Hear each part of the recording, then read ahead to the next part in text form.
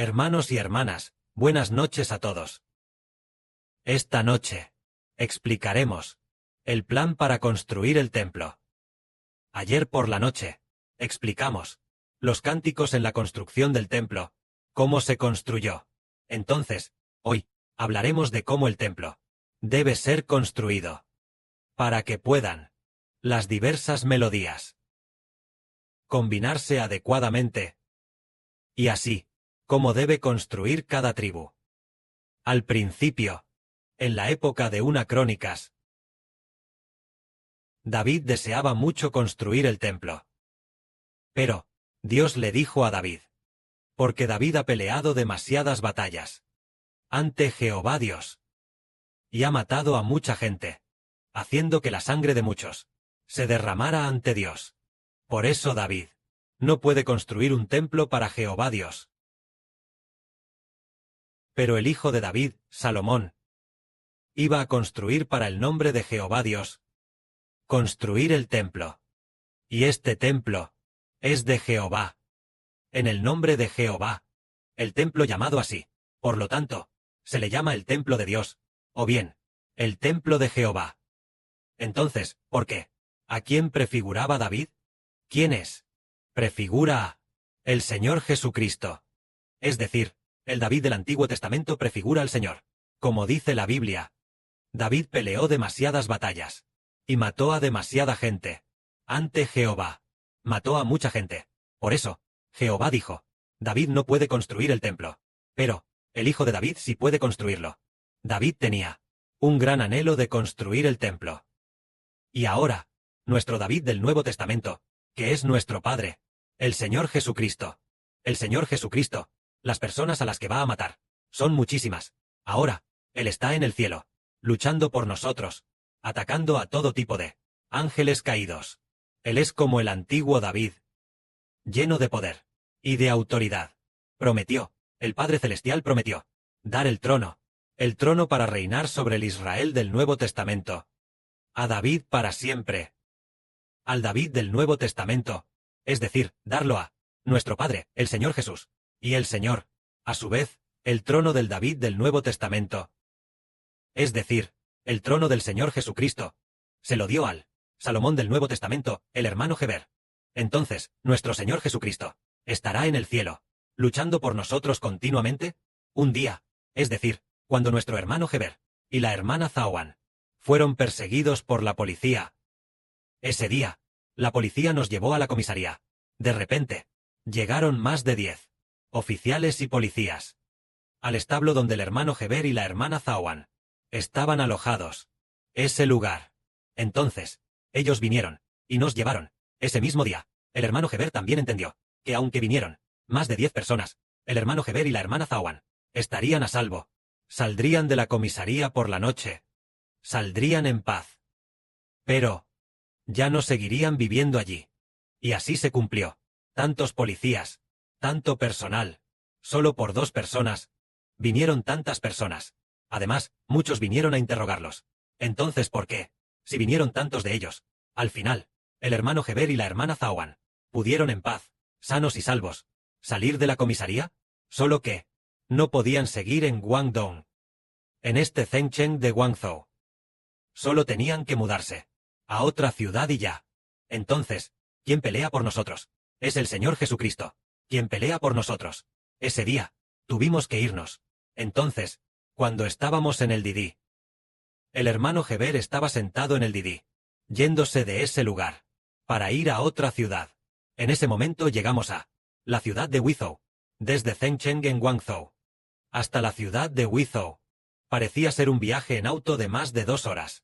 Dentro del Didi, durante esas más de 2 horas, mientras estaba allí, el hermano Heber en el auto, se quedó dormido, y se dio cuenta de que tuvo un sueño. En el sueño estaba viendo la televisión. Viendo la televisión. Era el joven Cao Cao, luchando constantemente, librando sangrientas batallas una y otra vez, peleando constantemente, luchando de un lado a otro, constantemente en el sueño viendo la televisión. En el sueño, el hermano Heber estaba viendo la televisión, viendo al joven Cao Cao, no al Cao Cao anciano, del romance de los 3 reinos, sino al joven Cao Cao, como un general, y también como un guerrero, desenvainando su espada para luchar sin cesar, librando una sangrienta batalla. Entonces, se despertó del sueño. Entonces, ¿quién era este Cao Cao? ¿Del sueño? Porque el Padre Celestial ya le había hecho saber, al hermano Heber, que el Cao Cao del sueño era el Señor Jesucristo. Porque, una vez, él hizo que el hermano Heber soñara con el primero llamado Santo Marcial, y el segundo, el número 1 en la lista se llamaba Santo Marcial, y el segundo se llamaba Santo Literario. El Santo Literario era el hermano Heber. ¿Y quién era el Santo Marcial? Resultó ser el Señor Jesucristo. Porque un día, el hermano Heber soñó de nuevo que Cao Cao se convertía en el padre rey del hermano Heber, y el hermano Heber se convertía en el príncipe heredero de Cao Cao. Después, al revisar los datos históricos, se descubrió que Cao Cao era llamado el emperador Wu de Wei. El emperador Wu se refiere a lo militar, muy hábil en el combate, que mató a mucha gente. Este es el emperador Wu. El que sucedió a Cao Cao como rey se llamaba Cao Pi. En cuanto a Cao Pi, era el emperador Wen de Wei, y eso encajaba perfectamente. Al principio, el padre dijo que el santo de lo militar está en primer lugar, y el santo de las letras en segundo, y había algunos nombres más después. Entonces, el hermano Heber se dio cuenta de que el rey padre Cao Cao en el sueño era el Señor Jesucristo. Más tarde, cuando el hermano Heber, de la estación de policía, fue liberado, pero le ordenaron que debía abandonar esa ciudad. Así que, en el camino de salida, soñó con Cao Cao continuamente, atacando y atacando muchos lugares. Entonces, el Cao Cao aquí se refiere a nuestro Señor Jesucristo, quien ahora, en el cielo, lucha valientemente por nosotros. En enero de este año, cuando el régimen de Irán comenzó a colapsar, su líder supremo, en los días en que murió bombardeado, hubo una voz desde el espíritu del hermano Heber que dijo: el Señor Jesucristo hará que el régimen de Satanás colapse. ¿Acaso no fue el Señor Jesucristo quien venció en el cielo? Y por eso, hizo que la sangre de muchos en Irán se derramara en la tierra, en el año en que Putin muera. Es decir, el año 2024. En mayo de 2024. A principios de mayo o finales de abril. A principios de mayo, una voz dijo: el Señor Jesucristo detuvo una gran guerra nuclear. ¿Por qué? Putin realmente estaba a punto de desatar una guerra nuclear. En ese momento, él planeaba, cuando fuera a ascender al trono como rey de nuevo, habiendo ganado la reelección otra vez, pero entonces, iba a asumir el cargo, tan pronto como pasara la ceremonia, iba a desatar una guerra nuclear, y antes de desatarla, ya había, con el presidente de Bielorrusia, ya en un vídeo, explicado este asunto, y además, en el taller donde controla las armas nucleares, operando en ese taller. Todos lo vimos, en la televisión. El hermano Heber pensó: ¡ay, sí, es así, sí, Putin realmente asume el cargo, como cuarto presidente, definitivamente desatará una guerra nuclear! Pasaron unos días, y el Espíritu de Jesucristo dijo: el Señor Jesucristo ha detenido una gran guerra nuclear. Así, de esta manera, el 7 de mayo. Es decir, el 7 de mayo de 2024, el presidente de Rusia, la ceremonia de investidura de Putin, es decir, su quinto mandato presidencial, el día de la inauguración, él murió. La persona que estaba en la inauguración era un Putin falso, era un doble. Es nuestro Señor Jesucristo quien ha vencido en los cielos. Y así, el Señor Jesucristo es el santo de la guerra. El significado de santo de la guerra es haber matado a demasiadas personas, a muchísimas personas, porque el Señor Jesucristo, al vencer a Satanás en los cielos, y a los ángeles caídos, y al vencer a Satanás, y a los ángeles caídos de Satanás, el Señor hizo que los que pertenecen a Satanás no pudieran salirse con la suya. Siendo así, el Hijo del Señor es como Salomón, y el Señor es como David. Durante la vida de David, luchó contra muchas naciones. Luchó contra Moab y venció. Luchó contra Amón y también venció. Luchó contra Edom y venció. Luchó contra los filisteos y venció. Luchó contra Aram y venció. Luchó contra Soba y venció.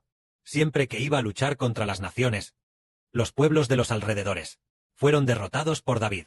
David completamente los aplastó. Así, cuando David gobernaba todo el país, y las naciones vecinas no se atrevían fácilmente a atacar a David.